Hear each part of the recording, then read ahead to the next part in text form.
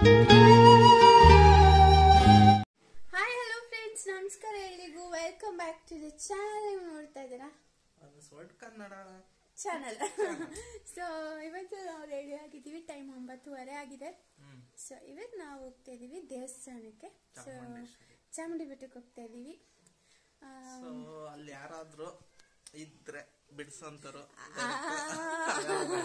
ಅಲ್ಲ, ಈ ವ್ಲಾಗ್ ಬರೋಷ್ಟೆಲ್ಲ ಹೋಗ್ಬಿಟ್ಟು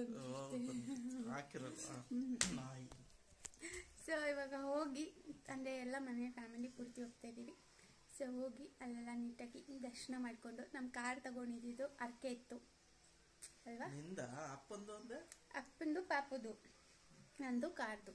ನಾನು ಹೇಳಿದ್ದು ಇಲ್ಲಿಗೆ ಹೋಗೋಣ, ಅದೇ ಚನ್ನಪಟ್ಟಣ ಹತ್ರ ಇದೆಯಲ್ಲ ಅಲ್ಲಿಗೆ ಹೋಗೋಣ ಅಂದೆ.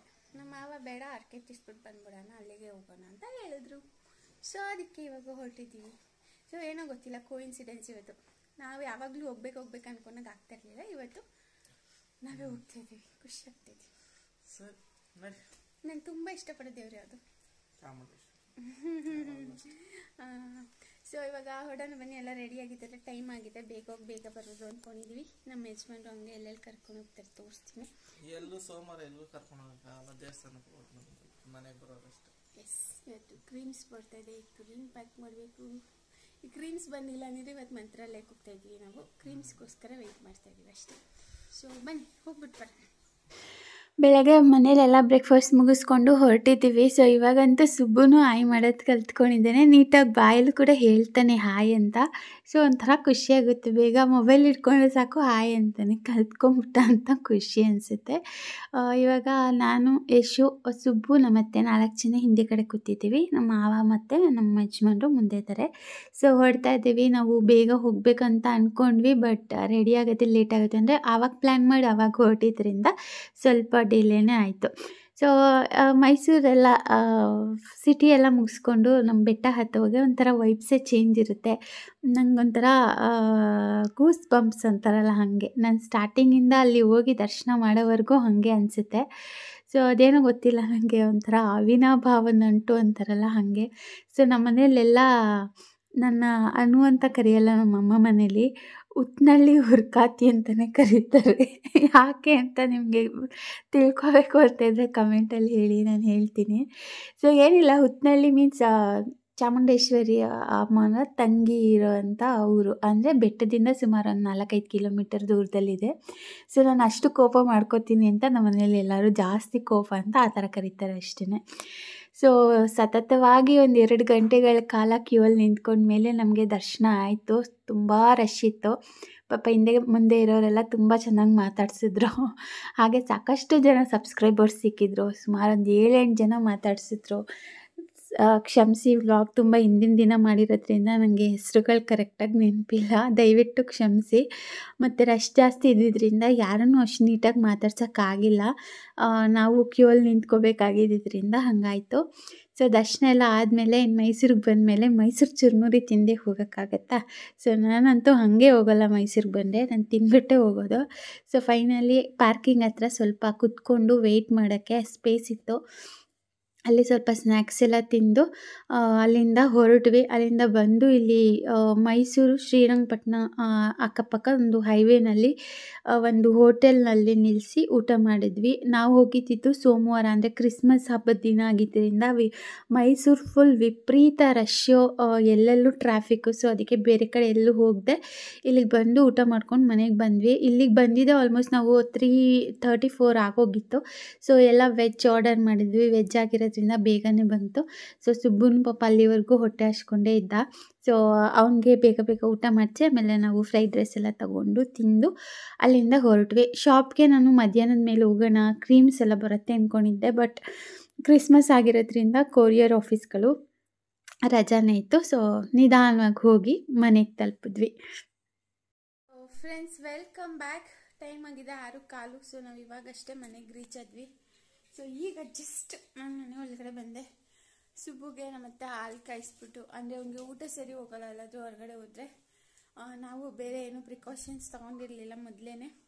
ಸೊ ಅದಕ್ಕೆ ನಮ್ಮತ್ತೆ ಇವಾಗ ಹಾಲು ಕಾಯಿಸ್ಬಿಟ್ಟು ಹಾಕಿ ಆಮೇಲೆ ಸ್ವಲ್ಪ ಊಟ ಮಾಡ್ಸೋಣ ಅಂತ ಅಂದ್ಕೊಂಡಿದ್ದೀವಿ. ಈ ಫೋಟೋ ತೆಗೆಸ್ಕೊಂಡ್ವಿ.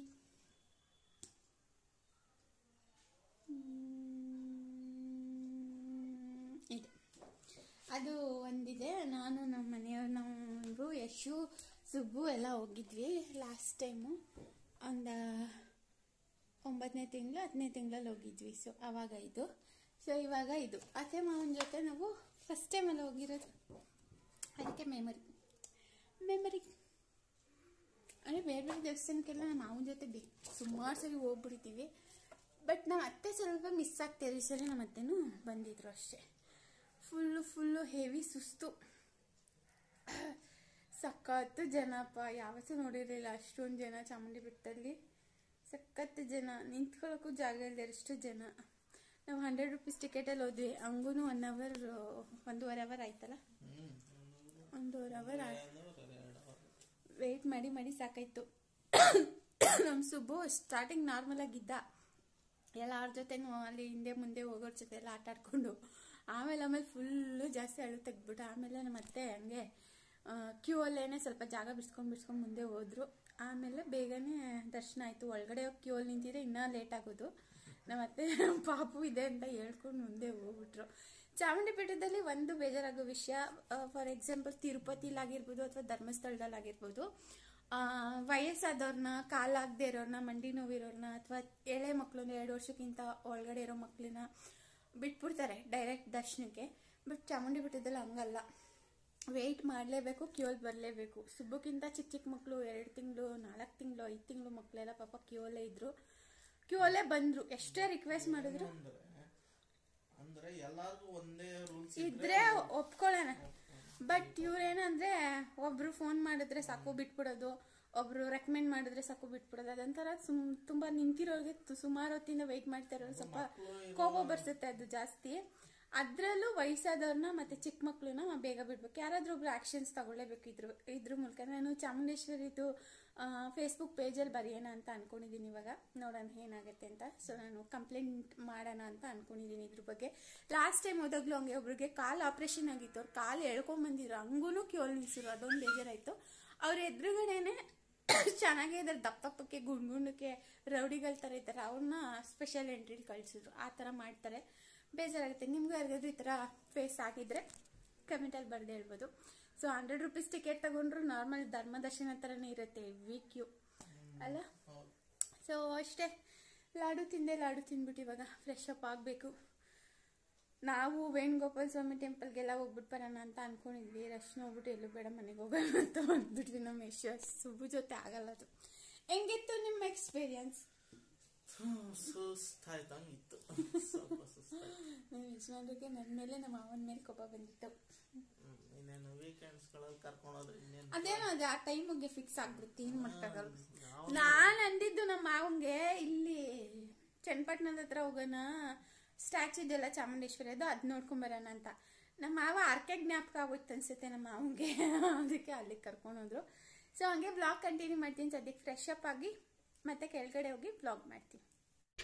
ಲೇಟಾಗಿ ಊಟ ಮಾಡಿದ್ರಿಂದ ಊಟ ಮಾಡಬೇಕು ಅಂತ ಏನೂ ಅನಿಸ್ತಾ ಇರಲಿಲ್ಲ. ಬಟ್ ನನಗೆ ರಾತ್ರಿ ಹೊತ್ತು ಹಾಗೆ ಮಲ್ಕೊಬಿಟ್ರೆ ಸುಬ್ಬು ರಾತ್ರಿ ಎಲ್ಲ ಹಾಲು ಕುಡಿತಾನೆ. ಅಂದರೆ ನಾನು ಫೀಡ್ ಮಾಡ್ತಾ ಇರಬೇಕು ಅವ್ನು ಎದ್ದಾಗೆ, ಅಥವಾ ಎನಿ ಟೈಮ್ ಅವ್ನಿಗೆ ಫೀಡ್ ಮಾಡ್ತಾನೆ ಇರಬೇಕು. ಸೊ ಬೆಳಗ್ಗೆ ಎದ್ದ ತಕ್ಷಣ ಸುಸ್ತಾಗಿ ಹೋಗ್ಬಿಡುತ್ತೆ, ನನಗೆ ಒಂಥರ ಏನೂ ಇಲ್ವೇನೋ ಬಾಡಿಲಿ ಅಂತ ಅನ್ಸೋಕ್ಕೆ ಫೀಲ್ ಆಗಿಬಿಡುತ್ತೆ. ಸೊ ಅದಕ್ಕೆ ಏನಾದರೂ ಸ್ವಲ್ಪ ಕುಡಿದ್ಬಿಟ್ಟು ಮಲ್ಕೊಳ್ಳೋಣ ಅಂತ ಹೇಳಿ ನನ್ನ ಗೋ ಟು ರೆಸಿಪಿ ಬಂದು ಇವಾಗ ಈ ಸುಬ್ಬುಗೆ ಸರಿ ಹಿಟ್ ಮಾಡಿದ್ದೀನಲ್ಲ, ಅದರಲ್ಲೇ ಮಾಲ್ಟ್ ಥರ ಮಾಡ್ಕೋತೀನಿ.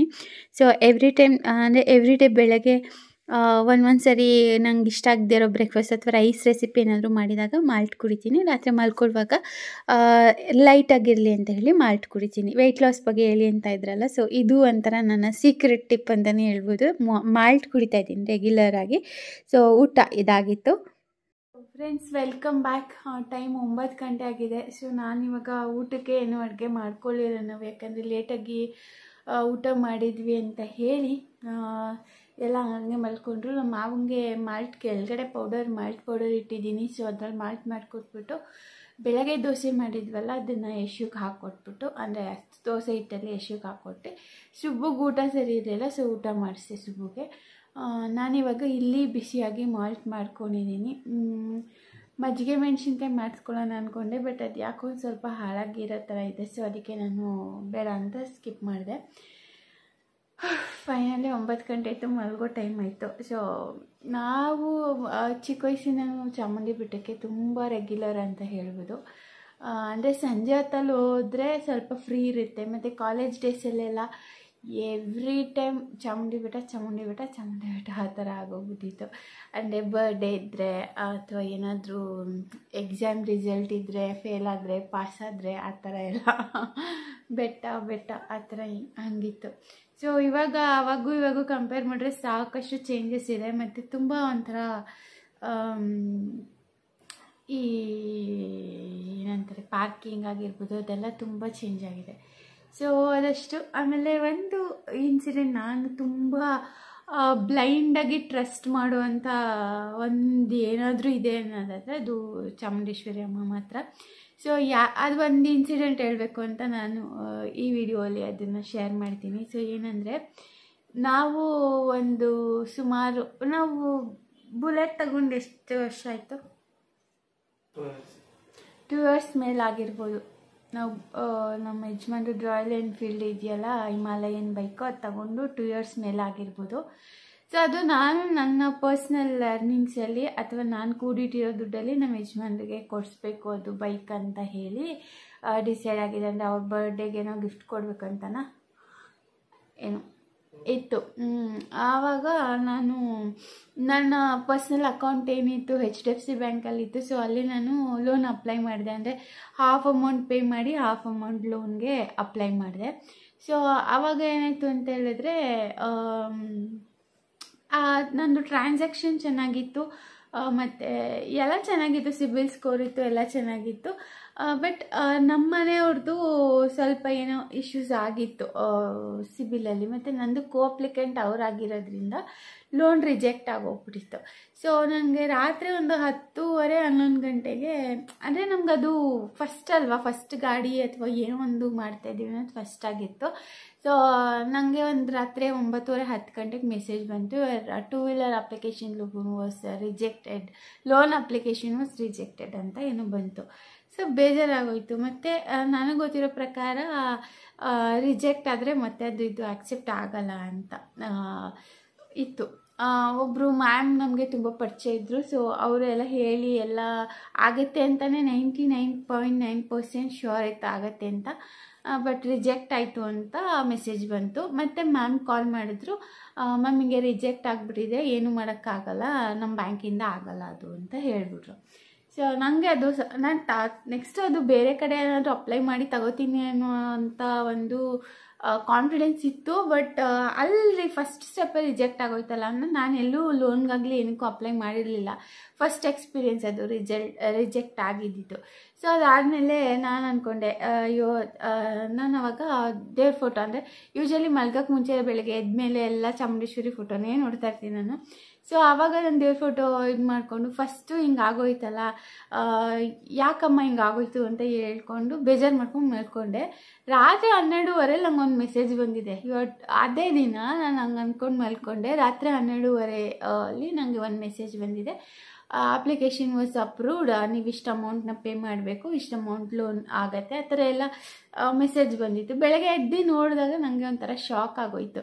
ಸೊ ರಿಜೆಕ್ಟ್ ಆಯಿತು, ಮತ್ತೆ ಆಗಲ್ಲ ಅಂತ ಹೇಳಿದ್ರು, ಹೆಂಗಾಯಿತು ಅಂತ. ಸೊ ಅವಾಗಿನ ಅನ್ನೋದಕ್ಕಿಂತ ನಂಗೆ ಮೊದಲಿಂದನೂ ಇಷ್ಟ ಇದೆ. ಸೊ ಅದು ಒಂದು ನನಗೆ ಪಾಸಿಟಿವಿಟಿ ಅಂತ ಹೇಳ್ಬೋದು. ಮೊನ್ನೆ ನಾವು ಕಾರ್ ತಗೊಳ್ಳೋವಾಗೂ ಅಷ್ಟೇ, ಕಾರ್ ನನ್ನ ಹೆಸರಲ್ಲಿ ಅಪ್ಲೈ ಮಾಡೋವಾಗ ಸೈನ್ ಹಾಕೋವಾಗ ನಾನು ಅಮ್ಮ ಅಂತ ಅಂದ್ಕೊಂಡಾಗ ನನಗೆ ರೈಟ್ ಸೈಡ್ ಐ ಬ್ಲಿಂಕ್ ಆಯಿತು, ಅಂದರೆ ಕಣ್ಣು ಹೊಡಿತು. ನನಗೆ ಏನಾದರೂ ಒಂದು ಗುಡ್ ಸೆನ್ಸ್ ಬ್ಯಾಡ್ ಸೆನ್ಸ್ ಅದೆಲ್ಲ ಫೀಲ್ ಆಗುತ್ತೆ. ಸೊ ಆ ಥರ ನನಗೇನೋ ಒಂಥರ ಪಾಸಿಟಿವ್ ವೈಬ್ಸ್ ಅಂತಲೇ ಹೇಳ್ಬೋದು. ಸೊ ಪ್ರತಿ ಸರಿ ನಾವು ಹೋದಾಗಲೂ ರಶ್ ಇರುತ್ತೆ, ಬಟ್ ರಶ್ ಇದ್ರೂ ದರ್ಶನ ಆಗುತ್ತೆ, ಅದು ಒಂದು ವಿಶೇಷ ಅಂತಲೇ ಹೇಳ್ಬೋದು. ಸೊ ಇದಿಷ್ಟು ನಿಮಗೆ ಯಾವ ಥರ ಎಕ್ಸ್ಪೀರಿಯೆನ್ಸ್ ಆಗಿದೆ, ಅಥವಾ ನೀವು ನಂಬೋ ದೇವ್ರು ಯಾವುದು, ಅಲ್ಲಿ ನಿಮ್ಗೆ ಏನು ಎಕ್ಸ್ಪೀರಿಯೆನ್ಸ್ ಆಗಿದೆ ಅದನ್ನು ಶೇರ್ ಮಾಡಿ. ಸೊ ಅದೆಲ್ಲ ಕೆಲವ್ರು ಅನ್ಬೋದು ಮೂಢನಂಬಿಕೆ ಅಂತ, ಬಟ್ 6th ಸೆನ್ಸ್ ಖಂಡಿತವಾಗ್ಲೂ ವರ್ಕ್ ಆಗುತ್ತೆ ಅಂತ ನನ್ನ ಒಪಿನಿಯನ್ ಅಷ್ಟೇ. ಸೊ ಏನಾದರೂ ಒಂದು ಸ್ಟೆಪ್ ಇಡುವಾಗ ಅದು ಸರಿ ಅನಿಸಿದ್ರೆ ಲೆಫ್ಟ್ ಸೈಡ್ ಬ್ಲಿಂಕ್ ಆಗುತ್ತೆ, ತಪ್ಪು ಅನಿಸಿದ್ರೆ ರೈಟ್ ಸೈಡ್ ಬ್ಲಿಂಕ್ ಆಗುತ್ತೆ, ಆ ಥರ ನನಗೆ. ಸೊ ನಿಮಗೂ ಹಂಗೇನೋ, ನೀವು ಅದೆಲ್ಲ ನಂಬ್ತೀರಾ? ಅದನ್ನು ಕಮೆಂಟಲ್ಲಿ ಹೇಳಿ. ಇದಾಗಿತ್ತು ಇವತ್ತಿನ ವ್ಲಾಗ್ ಇಷ್ಟ ಆಗಿದ್ದರೆ ಲೈಕ್ ಮಾಡಿ, ಶೇರ್ ಮಾಡಿ, ಹೊಸದಾಗಿ ನೋಡ್ತಾ ಇರೋ ಚಾನಲ್ ಸಬ್ಸ್ಕ್ರೈಬ್ ಮಾಡ್ಕೊಂಡು ನೋಡಿ. And thanks for watching. ನಮಸ್ಕಾರ.